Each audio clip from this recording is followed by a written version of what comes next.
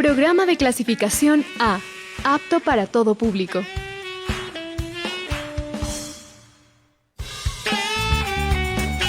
Contenido E, entretenimiento.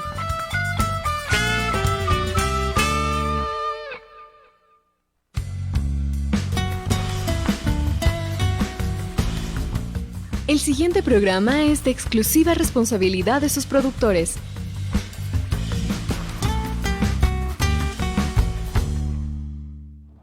Frecuencia Subversa. Noticias, opinión, entrevistas, contracultura, diversidad, porque nuestra palabra es nuestra arma. Estás escuchando Frecuencia Subversa.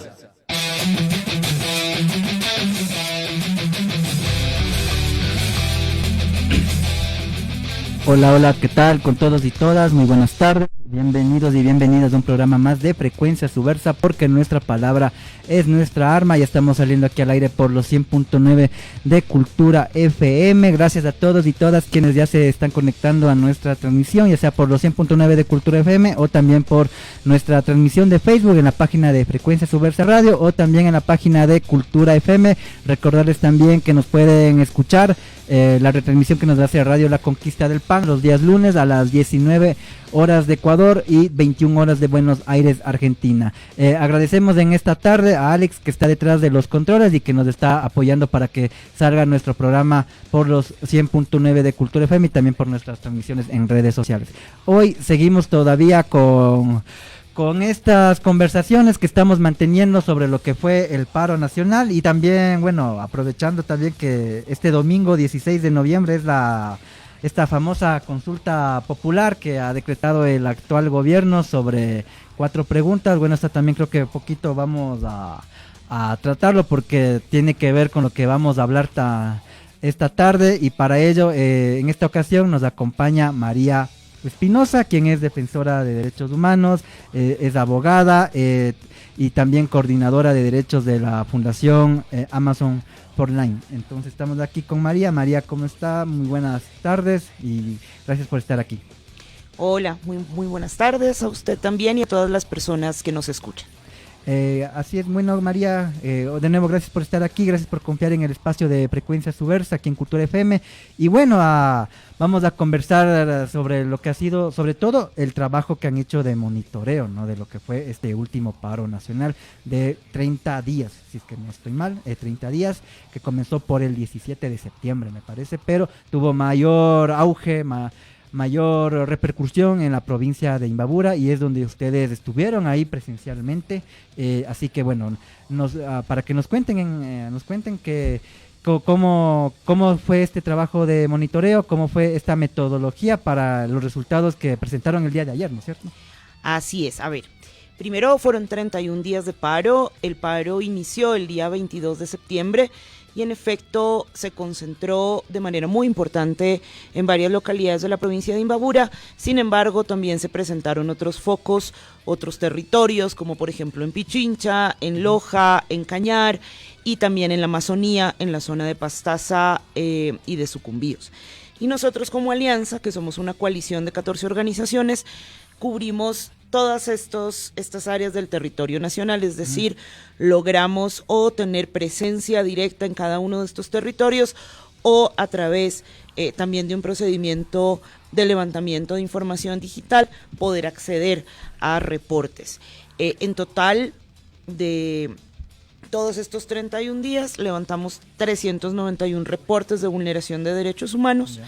Y las cifras que revelan estos reportes es un total de 206 personas detenidas, 473 personas heridas, 16 personas desaparecidas temporalmente y 2 personas fallecidas o ejecutadas extrajudicialmente. Y todas estas cifras quiero decir que son un subregistro. ¿Por qué? Uno, porque el Estado, que es quien tendría la obligación de transparentar las cifras, no las ha entregado. Y 2, porque particularmente respecto de la situación de heridos, muchas personas tienen aún temor de denunciar que resultaron heridas en el marco del ejercicio de su derecho a la protesta.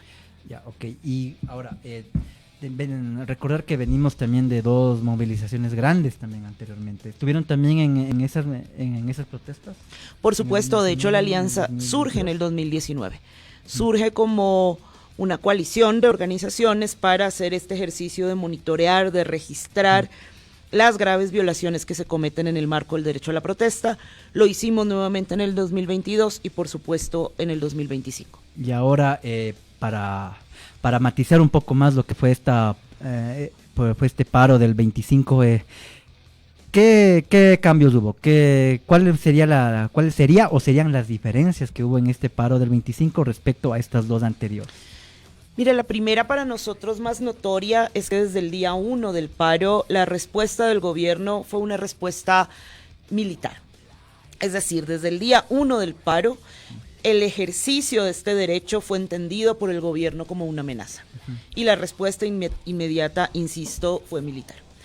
Adicionalmente, fue un paro que se desarrolló en un ambiente muy polarizado y en medio de graves estigmatizaciones, discursos de odio y discursos racistas, pero además en graves y hasta ahora presentes hechos de criminalización a través del uso del derecho penal. Ya no solo con figuras, digamos, comillas, tradicionales como la del terrorismo o la de la paralización del servicio público, sino que esta vez también el Estado ha realizado el bloqueo de cuentas bancarias de dirigentes y de organizaciones a través de o procesos administrativos o, por supuesto, también del derecho. Y estos elementos nos parecen bastante nuevos. Nuevamente el Estado necesitó construir esta lógica de un enemigo interno, intentó posicionar esta lógica respecto de la Guardia Indígena, sin embargo, las dinámicas en los territorios del norte no son de este tipo de estructura de Guardia Indígena, entonces ese discurso no caló. Y entonces se centró más en un discurso racista y en un discurso de odio contra los manifestantes y en etiquetarlos como o terroristas o financiados por la minería ilegal o cercanos al crimen organizado y el narcotráfico. Y ahora, en ese sentido, ya creo que lo dijo un poco, pero ¿por qué en Imbabura, no sé si ustedes puedan tener esta respuesta, pero ¿por qué en Imbabura se prendió más la protesta? ¿Por qué hubo más rechazo a las medidas del gobierno y terminó en lo que todos vimos, ¿no? Claro. A mí me parece que a diferencia de los paros de 2019 y 2022, donde en Quito se concentró la mayor cantidad de movilización, en este paro las movilizaciones se distribuyeron, digámoslo así, en diversos territorios. Las organizaciones, los colectivos indígenas de la zona de Imbabura se articularon de una forma, digamos, más rápida para poder responder a esta decisión colectiva de paro o de levantamiento, y en ese sentido, por supuesto, como les señalaba, al haber una respuesta militar inmediata al derecho a la protesta, pues se recrudecieron, por supuesto, los hechos de agresión y de graves vulneraciones en esa zona. Y ahora, respecto a esto de este otro punto que me parece también importante de señalar sobre esta respuesta militar, con otra invitada hablábamos también, ¿no?, de que estas tácticas que aplicó el gobierno, yo por ejemplo las he visto en otros países, ¿no?, tomando las distancias debidas, obviamente, pero por ejemplo lo que pasa en Palestina o lo que pasa en países como Siria, ¿no?, donde el gobierno le encierra y le sofoca a grupos que ellos llaman rebeldes. No sé si ustedes también vieron que fue así, o sea, utilizando toda la fuerza del Estado, en este caso toda la fuerza del ejército, para encerrar a las comunidades y sofocarlas al máximo. Miren, nosotros dentro de los hallazgos que tenemos en el informe, por supuesto que reconocemos que hubo un uso desproporcionado, arbitrario e innecesario de la fuerza, incluyendo fuerza letal, es decir, incluyendo fuerza para asesinar o afectar el derecho a la vida, particularmente de 2 personas.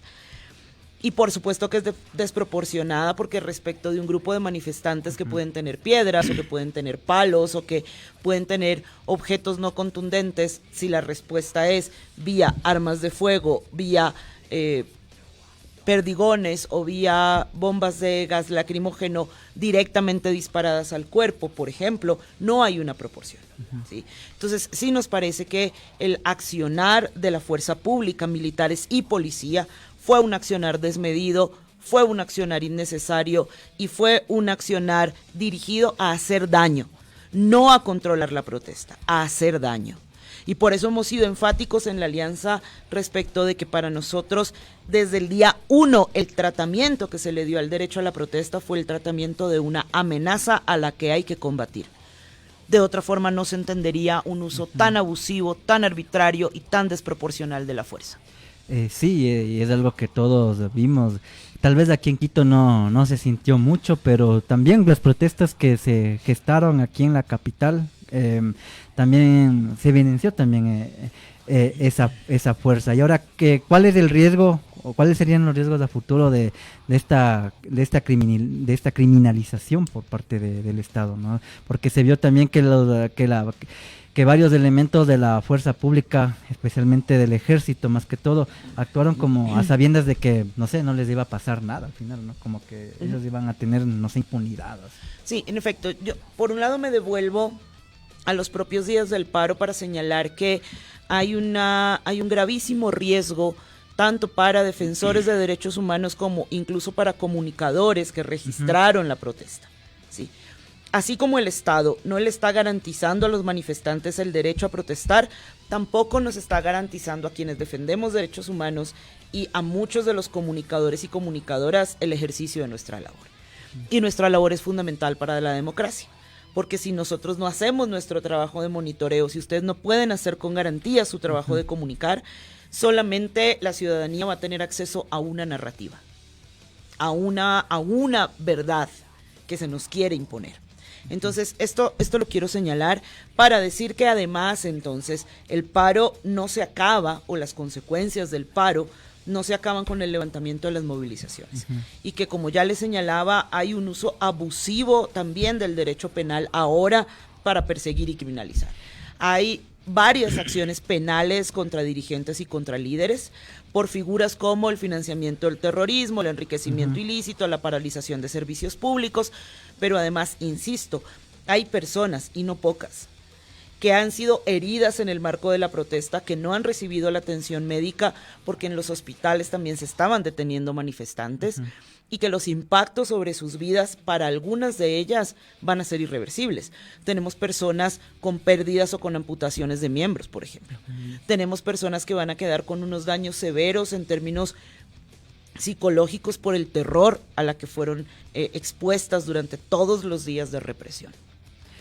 Sí, y ahora dijo algo importante sobre esto de los medios de comunicación, de tratar de construir una verdad que sea difundida por parte del gobierno como única. ¿Y cómo ha sido para ustedes como organizaciones de derechos humanos trabajar también en ese contexto, ¿no? Donde ahora lo mediático que se forja más en redes sociales, con voceros, ¿cómo ha sido para ustedes trabajar? Porque, por ejemplo, vemos en las redes que por ejemplo, salen con este discurso, ¿no? Que ustedes deben saberlo más que mí, que los derechos humanos protegen solo a los delincuentes, que tal vez se muere un policía y ahí, ¿dónde están los derechos humanos? ¿Cómo ha sido para ustedes trabajar en ese contexto?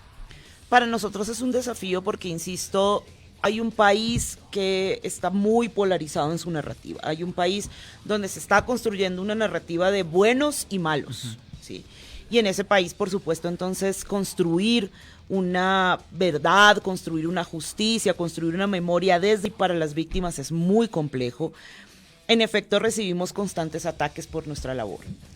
En efecto, eso nos obliga también a ser mucho más prolijos y mucho más rigurosos en el contraste de nuestras fuentes, en la búsqueda de la información y en también poder posicionar la información que nosotros generamos. Y es un desafío del que somos plenamente conscientes, para el que estamos totalmente preparados y al que buscamos responder de la forma más eficiente posible.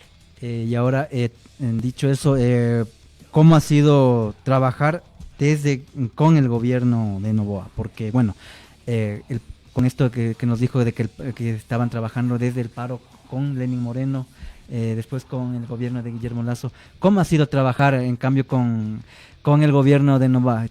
Tomando en cuenta que, por ejemplo, fue en el 2024, en enero, ¿no?, cuando se declaró el conflicto armado interno. ¿Cómo ha sido, qué desafíos han tenido que afrontar para trabajar ustedes como organizaciones de derechos humanos? Mire, lo primero es que hay un incremento significativo en la militarización de la vida civil. Digamos, justo a partir de ese discurso que se pretendió construir de la existencia de un conflicto armado interno, que además, por supuesto, ya la propia Corte Constitucional ha hecho un control de aquello y ha dicho que aquello no está consolidado como tal. La respuesta estatal, la respuesta de Daniel Noboa ha sido militarizar la vida civil, militarizar las cárceles, militarizar el paro, militarizar la calle, militarización que además no es eficiente, porque las cifras, lejos de disminuir, han aumentado. El primer semestre del 2025, en términos de muertes violentas y en términos de un ejercicio de violencia, ha sido el más grande respecto del año 2024 y de los años anteriores, ¿ya? Pero trabajar derechos humanos en un contexto de militarización, por supuesto que es un desafío. Nosotros tenemos más reportes ahora, por ejemplo, de desaparición de personas. Tenemos más reportes de casos de tortura, tenemos más reportes de casos de detenciones arbitrarias, porque los militares no están preparados para el control del orden público, no están formados para aquello. Entonces, por supuesto que es, digamos, más recurrente que se cometan excesos y graves violaciones a derechos humanos. Pero además porque nos encontramos ante un gobierno mucho más autoritario. Vemos con mayor claridad que hay una mayor cooptación por parte del Ejecutivo de las diferentes instituciones públicas, incluso ataques a instituciones como la Corte Constitucional. Y eso, por supuesto, también nos genera una preocupación de cómo se está debilitando el espacio democrático, cómo se están debilitando los espacios de participación civil, del ejercicio de derechos civiles y políticos, y por supuesto, esa militarización y esa restricción de espacios democráticos lo que terminan siendo es la receta perfecta para graves violaciones a derechos humanos. Y, lo que ha hecho el gobierno de Noboa, todas estas medidas, decretos, o sea, para ustedes es algo, se podría decir que es algo nuevo con respecto a lo que fueron los gobiernos de Correa, Moreno y Lasso.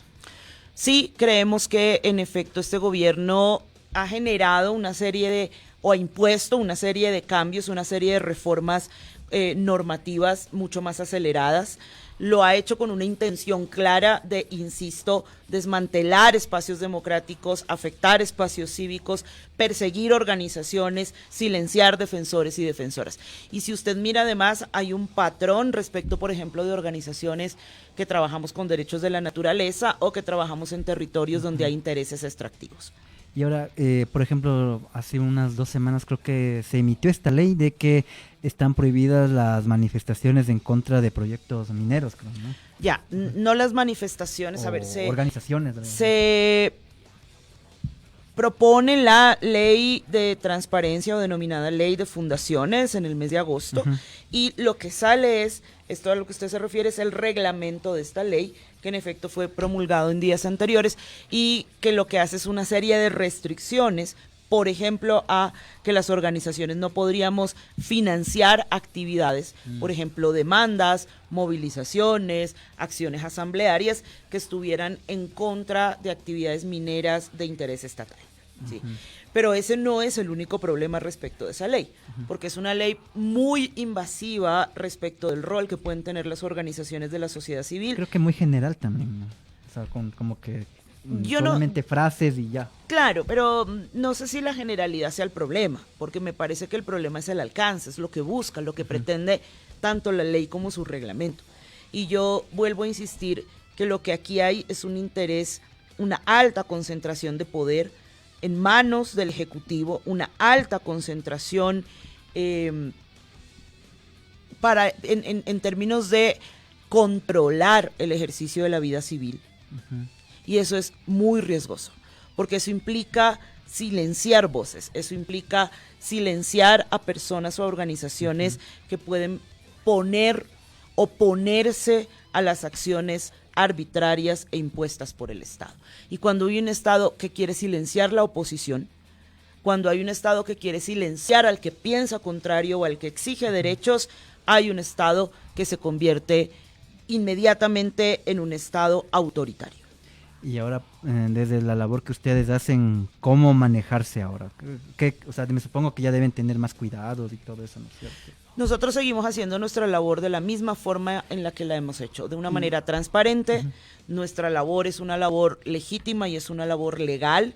Por supuesto que estos desafíos de seguridad implican que nosotros tengamos que tener unos cuidados respecto de nuestra integridad, porque justo cuando se construye esa narrativa de quien defiende derechos humanos defiende terroristas o defiende delincuentes, lo que haces también es garantizar que hayan incluso terceros civiles que te quieran atacar. Sí, exacto. Sí. Entonces, por supuesto que enfrentamos muchísimos riesgos, no solo riesgos legales y de persecución gubernamental, sino riesgos por terceros. Y en ese sentido, ¿se han alimentado ustedes o han adquirido, no sé, conocimiento de experiencias, por ejemplo, el ejemplo más claro, ¿no?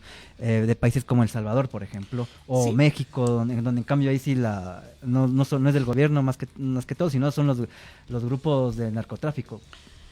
Sí, por supuesto, nosotros tenemos una comunicación constante con otras organizaciones de derechos humanos de diversos países de la región y compartimos nuestras experiencias, compartimos nuestros desafíos también. ¿Y cómo se ha tratado allá? ¿Cómo se han manejado las organizaciones allá? No sé si especialmente con el caso de El Salvador, que es como que allá es desde ese país es donde más se ha promulgado este discurso, ¿no? De estar en contra de los derechos humanos y todo eso. O sea, me parece que no hay una respuesta única a cómo han dado respuesta las organizaciones. Me parece que hay momentos distintos en los que las organizaciones han tenido que adaptar sus estrategias de respuesta. Lo que puedo decir es que varias organizaciones de derechos humanos de El Salvador han tenido un ejercicio muy riguroso de sistematizar, muy riguroso de registrar y muy riguroso de denunciar, que han contado con el apoyo de la comunidad internacional para poder, por supuesto, elevar la voz, y entonces aquello que en su propio país no se puede decir porque están controlados los medios, se dice a través de estos aliados internacionales. Y organizaciones que han estado muy cercanas a las víctimas, porque la verdad se construye con y para las víctimas. Entonces me parece que han tenido que sortear múltiples desafíos, muy parecidos a los que ocurren aquí. Bloqueos de cuentas, cierres de organizaciones. También es la misma mecánica. Sí, la misma mecánica. Mayores controles del espacio cívico, seguimientos, amenazas, incluso detención y privación de libertad de personas defensoras de derechos humanos bajo cargos similares a los de terrorismo o narcotráfico. Claro, y sí me parecía, ahora aprovechando que están aquí ustedes, o sea, me parecía importante hacer esta pregunta. Bueno, les propongo irnos a los publicitarios de Cultura FM y al regreso ahí sí vamos a hablar sobre la metodología que aplicaron, ¿no? Aquí, en lo que fue el paro del 2025 aquí en Ecuador. Regresamos en un momento aquí en Frecuencia Subversa Radio porque nuestra palabra es nuestra arma.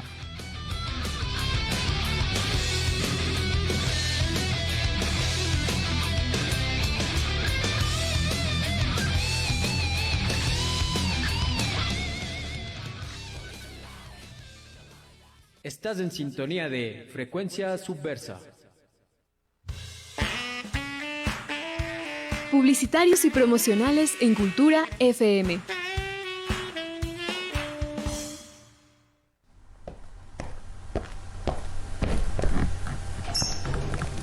Hola, ¿qué tal? Soy Daro. Dicen que las primeras veces son memorables.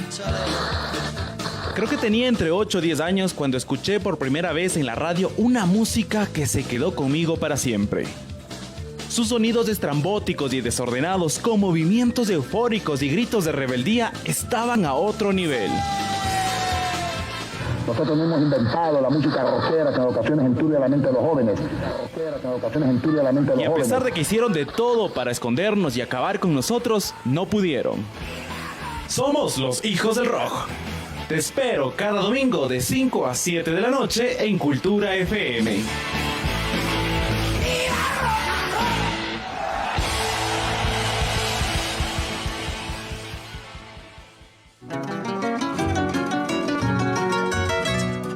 La noche más esperada del año está cerca. Este 29 de noviembre, la sala de conciertos de la Casa de la Música se viste de gala para celebrar un hito: 20 años de pasión por el requinto. Un encuentro épico entre culturas y generaciones que mantienen viva nuestra música.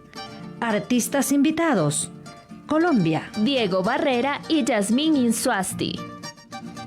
Ecuador, Giancarlos Alvarado, Brian Romero y Víctor Armijos. invitada especial Iraíz Oviedo, y sorpresas especiales que harán brillar esta noche. ¿Estás listo para una noche inolvidable? Casa de la Música, 29 de noviembre a las 20 horas. No hay fiestas de Quito sin el Festival del Requinto. Un aporte de Cultura FM 100.9. Mi Quito es un jardín de inspiraciones.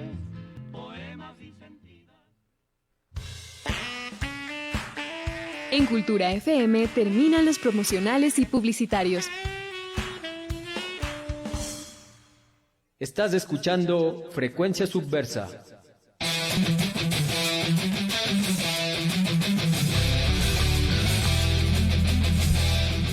Y estamos de vuelta aquí en Frecuencia Subversa Radio, porque nuestra palabra es nuestra arma. Estamos aquí en nuestro programa del 13 de noviembre del 2025. Gracias a todos y todas quienes están enganchados a nuestra transmisión, ya sea por el Facebook Live de Cultura FM o también por los 100.9 de Cultura FM. Estamos aquí con nuestra invitada María Espinosa de Amazon for Line, la Organización de los Derechos Humanos, con quien estamos hablando sobre cómo han registrado, cómo se ha llevado a cabo el monitoreo de lo que fueron estas 31 jornadas de paro nacional del 2025. Y ahora sí, justamente vamos a hablar de cómo fue su trabajo en este último paro, en estos 31 días, cómo fue su metodología, y no sé si también eso lo aplicaron también en los dos paros anteriores.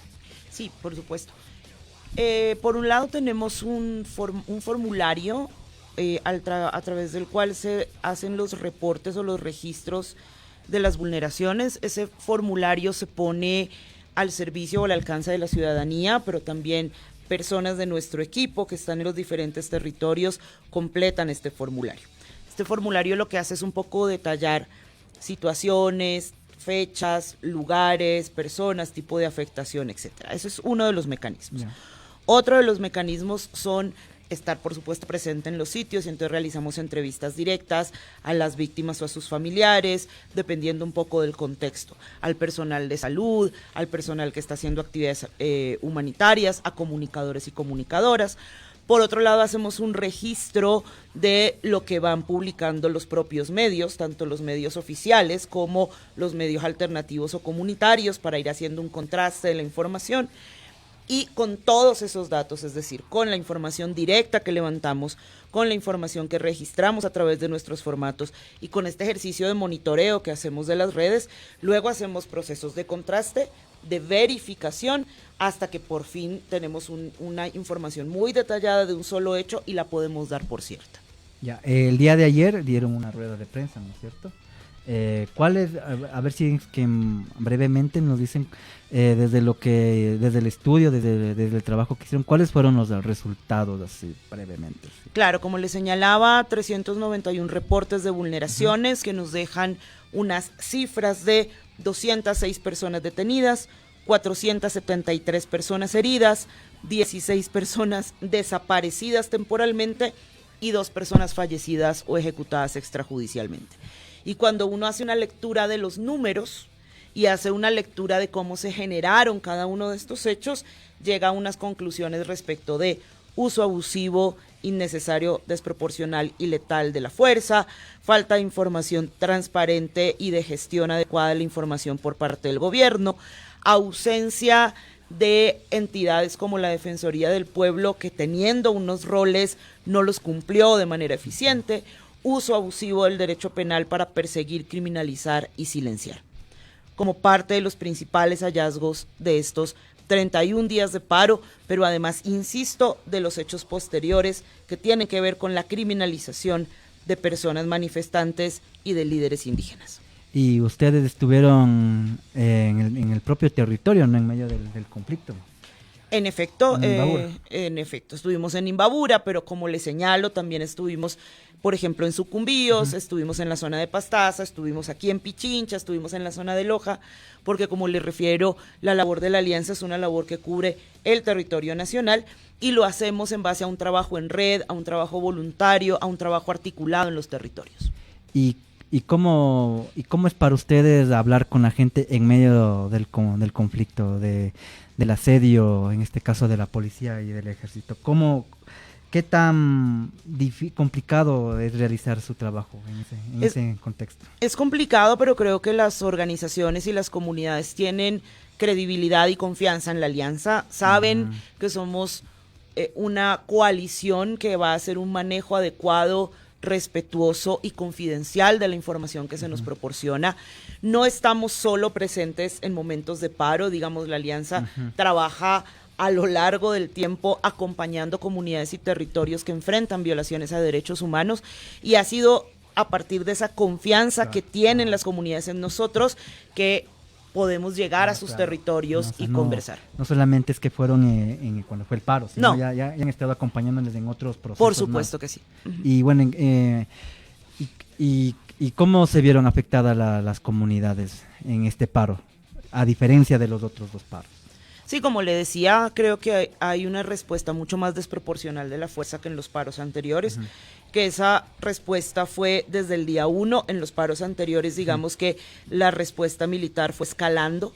En este paro empezó desde el día 1 y que a diferencia de los paros anteriores, aquí hubo agresiones más dirigidas a manifestantes y no manifestantes. Es decir, si usted ve los paros anteriores, que además, insisto, se concentraron mucho en Quito y por tanto se concentraban en determinadas zonas, allí los ataques se referían a población manifestante. En este año hubo ataques también indiscriminados contra población no manifestante, hubo ataques, por ejemplo, contra unidades educativas, contra barrios enteros, se lanzaban, por ejemplo, aquí en el norte de Quito, pero también en la propia zona de Imbabura, por ejemplo, el uso indiscriminado de gases de bombas lacrimógenas lanzadas incluso dentro de domicilios.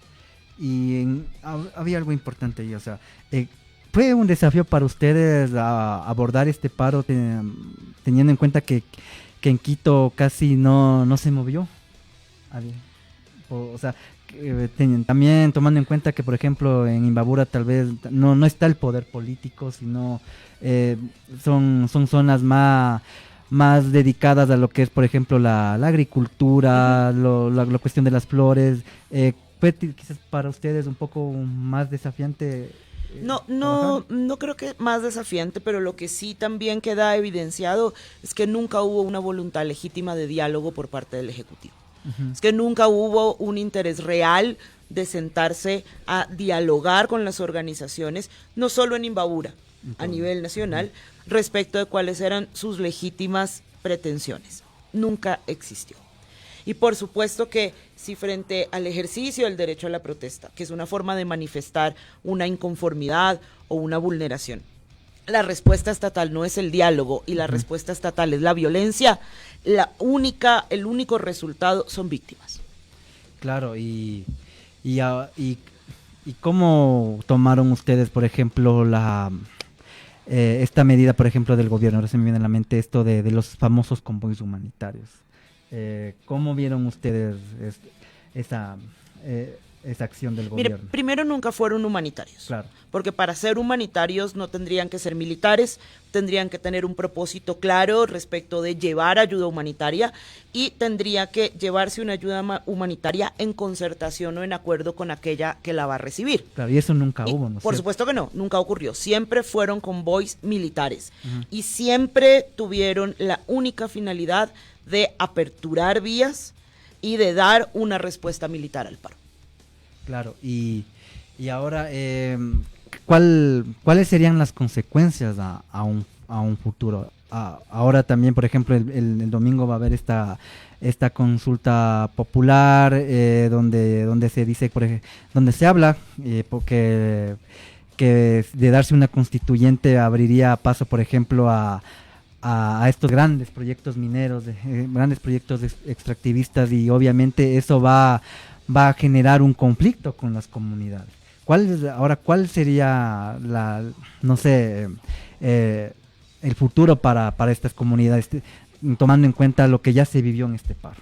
Claro, mira, me parece que hay que separar un poco la respuesta. Primero, respecto del propio paro, aquí hay unas víctimas mortales, hay unas víctimas que van a quedar con impactos para toda su vida. Como le digo, hay personas que han perdido extremidades, que han perdido un ojo, pero que además han quedado con daños psicológicos. Y sobre esas personas el Estado tiene una responsabilidad. Y esas responsabilidades el Estado tendrá que asumirlas o a través de vías legales en el orden nacional o a través de demandas internacionales, porque a las víctimas a veces no les queda otro camino más allá que poder ir a pedir justicia a cortes internacionales. Entonces, por un lado, hay un camino respecto, insisto, de la responsabilidad estatal por violar derechos humanos. Y por otro lado, esto que usted señala, y es que, como le he repetido en varias oportunidades, aquí hay una compleja situación respecto de derechos democráticos. El espacio democrático, el espacio de construcción de la sociedad civil, el debate democrático no está garantizado en Ecuador. Claro, y mientras no esté garantizado, es imposible pensar que un proceso como una asamblea constituyente va a ser un espacio respetuoso, un espacio garantista, un espacio de debate real. Y ahora, ¿cómo afrontar esto? ¿No? Porque, o sea, se ve que a este gobierno de Novoa no le importa nada, ¿no? O sea, usted mismo dijo, por ejemplo, que en la fuerza pública entró sin problemas a hospitales, a reprimir en hospitales, en barrios, en casas. Claro, no a reprimir. Lo que decía de los hospitales es que tuvimos denuncias de personas heridas que, siendo atendidas en hospitales, luego sabían que llegaba la policía a preguntar por las personas heridas con el ánimo de detenerlas. Y eso generó que muchas personas no quisieran ir ya a hospitales públicos para ser atendidas. Y por supuesto, esto de los domicilios, a lo que me refería es que hubo un uso desproporcionado, por ejemplo, del gas lacrimógeno. El gas lacrimógeno debe utilizarse en una cantidad suficiente que no se convierta en letal o peligroso, en espacios abiertos y con el ánimo de disolver. Pero en este caso tuvimos comunidades que estuvieron bombardeadas por horas seguidas, entrando gas directamente a sus casas, es decir, en un claro uso abusivo de la fuerza, del control de la fuerza que tienen, en este caso, la fuerza pública, policías y militares. Y ahora, poniéndonos del lado de los manifestantes, ¿qué tan posible es denunciar, por ejemplo, un elemento? Recuerdo que el caso de este chico que fue gaseado cuando le detuvieron, le gasearon, quería dar su nombre y este elemento policial le gaseó, y nos enteramos al día siguiente que su abogado iba a iniciar tenía la intención de iniciar un proceso disciplinario contra este elemento. ¿Qué tan posible es aún iniciar esos procesos en contra de estos elementos que abusan de su fuerza? Mire, lo primero es que la Fiscalía tiene la obligación de iniciar de oficio. Es decir, la Fiscalía no tendría por qué esperar que hubiesen denuncias.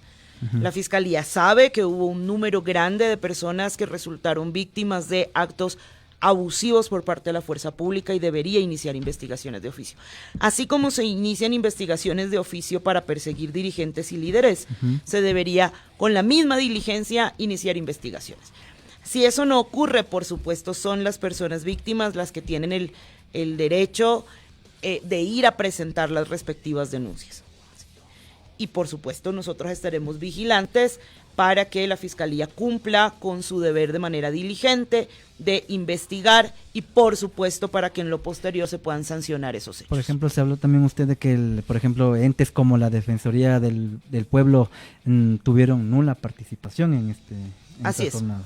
Así es. Y cómo, no sé, y en ese sentido, cómo manifestarse desde el marco del derecho en contra de estas instituciones. Mire, lo primero es que para nosotros como Lens hay una grave preocupación porque la Defensoría del Pueblo tiene, digamos, una serie de facultades que le permitían haber reaccionado en acompañamiento, por ejemplo, a los detenidos para evitar situaciones de tortura o para denunciar situaciones de tortura, respecto, por ejemplo, de estas detenciones, desapariciones temporales de personas, etcétera. Y hasta el día de hoy nosotros no conocemos un informe completo y motivado de la Defensoría. No hay nada. Que nosotros lo conozcamos, no. Que yo le pueda decir, yo lo he visto, ellos lo han hecho público, tenemos acceso, no lo conocemos. ¿Sí? Tampoco hemos visto durante esos 31 días de paro un pronunciamiento enérgico del defensor del pueblo llamando a la fuerza pública a detener actos de represión y a detener actos de uso abusivo de la fuerza.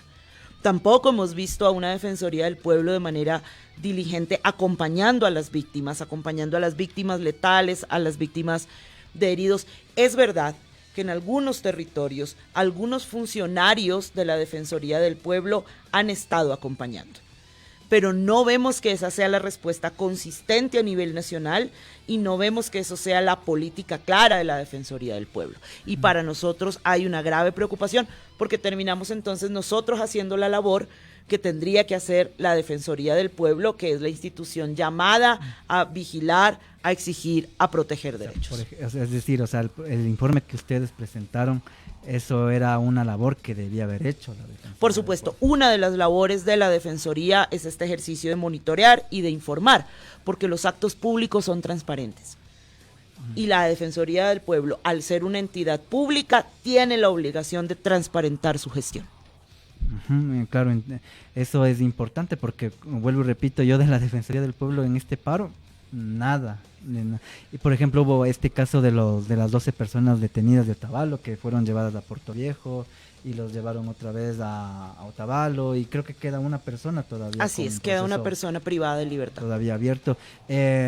¿Cómo vieron, por ejemplo, ustedes estas detenciones de las 12 personas? Mire, hasta yo la ahora, verdad, yo no lo había visto nunca. Ya. Lo primero es decir que los procesos penales en contra de estas 12 personas siguen vigentes.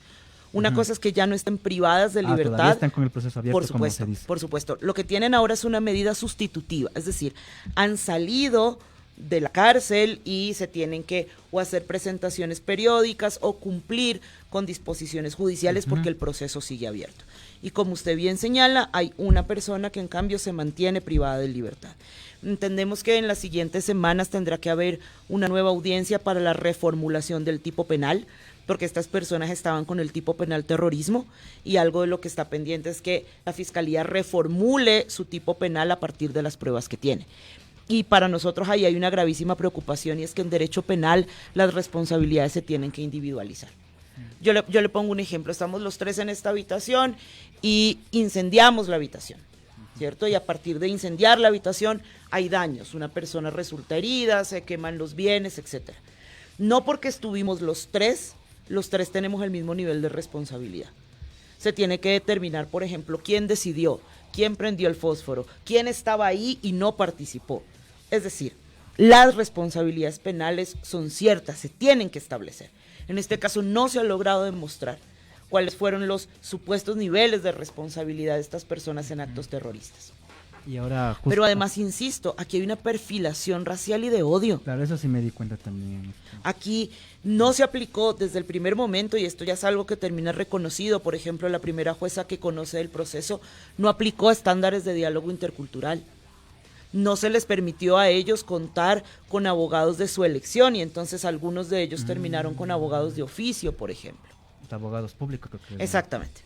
Y ahora esto que desde el 24 de enero se puso ya en boga aquí en el discurso de la palabra terrorismo. ¿Cómo ha sido para ustedes lidiar con esto de no sé si este marco del derecho o este término más bien dicho del terrorismo? ¿Cómo lidiar con ese marco legal que pone terrorismo especialmente cuando son protestas? Claro, primero es el tipo penal terrorismo tiene o está regulado en el Código Orgánico Integral Penal de diferentes formas, es decir, una cosa es ser terrorista, otra cosa es financiar al terrorismo, otra cosa. Y en efecto se ha venido utilizando esta figura con el ánimo de, por un lado, estigmatizar, porque el terrorismo es como un acto muy negativo, muy malo, que busca lesionar, que busca dañar deliberadamente a otro. Entonces, cuando yo digo usted es terrorista, por supuesto que el resto de la sociedad va a decir yo al lado de un terrorista no quiero estar. Entonces, lo primero es que tiene un fin de estigmatizar, un fin de señalar. Por otro lado, tiene un fin de perseguir, porque si yo no quiero estar al lado de un terrorista y el terrorista sale a manifestarse, yo no me quiero manifestar. Entonces disuades de una serie de conductas. Desde el discurso. Exactamente. Y luego sí tiene unos graves efectos penales que están, insisto, siendo utilizados para perseguir a personas, para perseguir a organizaciones. Chévere. Bueno, no chévere, sino grave. Sí, bueno, digo eso, pero bueno, ya lamentablemente se nos está acabando el tiempo. Para finalizar, no sé, algún mensaje para tal vez personas que estén interesadas, tal vez nos estén escuchando a alguien que quiera trabajar, entregar su vida a los derechos humanos, pero teniendo en cuenta este contexto que lo hemos venido contando a lo largo del programa, ¿qué le diría a esas personas que quieren ingresar en lo que es de derechos humanos? Que defender derechos humanos es una opción legal, es una opción legítima, pero además es una opción necesaria en tiempos de autoritarismo y en tiempos donde se está intentando imponer el miedo. Que hay muchas opciones para defender derechos humanos, hay muchas formas de hacerlo, desde muchos espacios, desde muchos derechos, y que la Alianza está aquí también para mantener su compromiso de vigilar, de denunciar y de acompañar a las víctimas. Muy bien. Bueno, María, muchas gracias por haber confiado en nuestro espacio. Como repito, en el tiempo se nos está agotando, así que bueno, unas últimas palabras para ya despedirnos. Como decíamos ayer cuando nosotros presentamos nuestro informe, todo nuestro trabajo, todo el trabajo de la Alianza, que es un trabajo de muchas personas, un trabajo de manos, de voluntarios, de muchos profesionales de distintas ramas, comunicadores, sociólogos, abogados, nuestro trabajo es para las víctimas. Un agradecimiento, nuestra admiración a todas las personas que han ejercido el derecho a la protesta, a todas las personas que con dignidad salen a reclamar por sus derechos, y nuestro saludo de admiración y de gratitud también a las familias de Efraín y de José y de todas las otras personas que en los paros anteriores han ofrendado la vida para que usted, para que yo, para que los que nos escuchan hoy tengan derechos. Así es. Y una última, ¿dónde se puede encontrar el informe que ustedes elaboraron? Sí, se puede encontrar el informe, está alojado en nuestras redes sociales, Twitter, Instagram, y en nuestra propia página web, es Alianza de Derechos Humanos, Alianza DDHH Ecuador. Ya, entonces ahí podemos encontrar y descargarnos el informe. Así es. Con más detalles de lo que fue esta jornada de paro nacional del 2025. Y bueno, gracias María nuevamente, gracias por compartir todo lo que nos ha dicho. Es muy importante en estas reflexiones que estamos dando a partir de lo que fue el paro nacional del 2025 aquí en el territorio del Ecuador. Con eso nos estamos despidiendo hasta el siguiente jueves. Muchas gracias a todos y todas quienes se engancharon a nuestra sintonía por el Cultura FM y también por nuestro Facebook Live de Frecuencia Subversa y de Cultura FM. Nos estamos viendo hasta el próximo jueves. Gracias Alex que estuvo atrás de los controles, así que bueno, nos vemos hasta el otro jueves. Chao. Aquí termina Frecuencia Subversa, porque nuestra palabra es nuestra arma. Nos encontramos la próxima semana en nuestra siguiente emisión. Apóyanos en nuestras redes sociales y canal de YouTube. Hasta pronto. Frecuencia Subversa.